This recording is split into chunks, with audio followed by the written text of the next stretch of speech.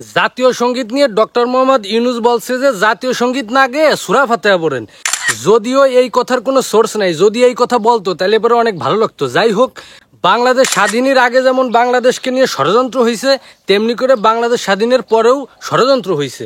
সেই প্রেক্ষিতে আমাদের এই জাতীয় সঙ্গীত বিদেশি একজন শিল্পী, বিদেশি একজন কবি তার সঙ্গীতকে আইনে বাংলাদেশের জাতীয় সঙ্গীত করা হয়েছে। এই যে জাতীয় সঙ্গীত বা এই যে সঙ্গীত, এই সঙ্গীতটা আদৌ আমাদের ছিল না বা আমাদের বাংলাদেশকে নিয়ে লেখা না।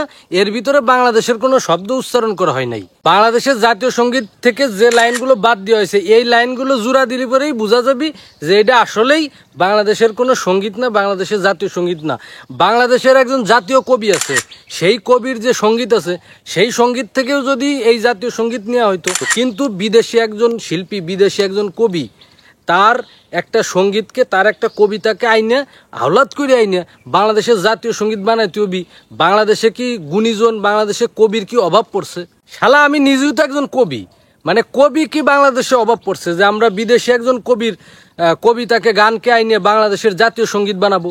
ভিনদেশি কবির কবিতাকে বাংলাদেশের জাতীয় সঙ্গীত করার জন্য যে ষড়যন্ত্র চলতেছে এতদিন ধরে ছিল, সেটা মাইনে নিছি, কিন্তু এখন আর এটা মাইনে নেওয়া হবে না। বাংলাদেশের জাতীয় সঙ্গীত, ওই সঙ্গীতকে রাখা হবে না।